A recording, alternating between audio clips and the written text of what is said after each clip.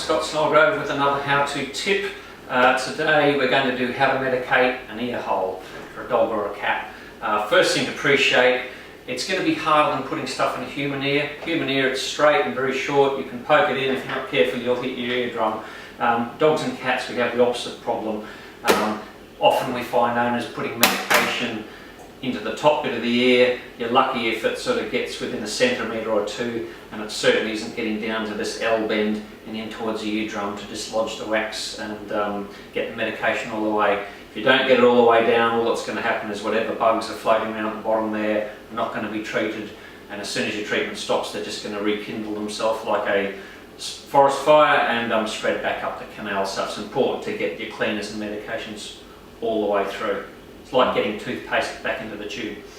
Okay, so first little tip I would give you is be firm about it. If you're poking and prodding at the ear, they're going to hate that a lot more than if you're actually firm. It's a bit like if you've got a sore or a cut. If you stab at it, it's sore. If you give it a hard rub, it's a lot more comfortable. So be firm. Give them a few strokes first. Don't just go straight to the ear. Get their comfort zone. Once they're happy with you putting them, stroking around the ear, then you can start to sneak the medication in. The other thing I would say is if the only time you ever touch your animal's ear is to put ointment in, or for that matter, if the only time you ever open their mouth is to put a tablet in, or if the only time you ever go around their back end is to clean the anal gland or whatever, or only time you ever touch their feet to cut the nails, they're automatically going to assume something bad's going to happen. So get in the habit of poking the feet, touching the ears, looking in the mouth, looking in the teeth, so that when you do come to do something horrible, they're not instantly expecting the worst. So maybe give them a few strokes, open the mouth, put a treat, or likewise touch the ears, put a liver treat or something in there so that they're looking for something good to happen. So anyway, when it comes to medication, first thing we'll do is we're going to try to put it down here. Some of these ointment bottles already have a flexible nozzle, or some people actually find it easier to take the medication out of the bottle and put it into a small syringe. Put it into a very thin syringe, a little bit like this one, which your vet should be able to provide. That's a little 1 ml syringe. It's nice and thin, and they'll actually fit down into that vertical part of the ear canal, which is the top.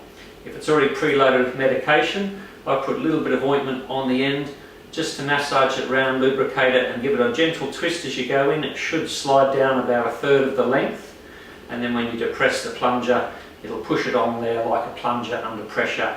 Hopefully you're going to get a little bit more in towards the ear canal.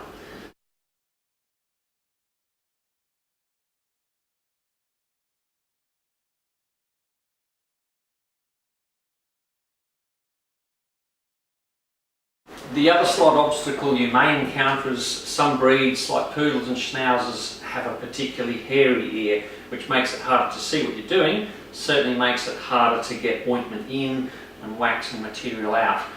That's not to say that the hair causes problems. A lot of people pull hair out of ears just as a matter of course, but pulling hair out of a healthy ear, it's almost a guaranteed way of setting up an ear infection. It's like pulling hair off a leg with a waxing strip. If there wasn't inflammation there beforehand, there certainly will be when you're finished. And we see a lot of dogs a couple of days after they've had their hair ripped out of their ear will come in with an ear infection. So if it's not broken, don't fix it. We will often remove hair from canal purely to make our life easier and actually to administer a treatment when there's already a problem. But again, if it's not broken, don't fix it. If the ears are hairy and the dog's not bothered, probably best to leave well alone. And finally, don't forget, you can use the Clint Eastwood not just for giving tablets to cats, but also for giving ear ointment. It just means you can focus on the head and not have to worry about what's happening with the claws down below. Need all the help you can get sometimes, and that just takes those feet out of the equation. So I hope all that has helped, and look, if you're still struggling, finding it difficult, don't worry. Believe it or not, there are even animals that we can't do, which is why they invented sedatives. I'm Scott Snellgrove from Cinnamon Park Vet, and thanks for listening.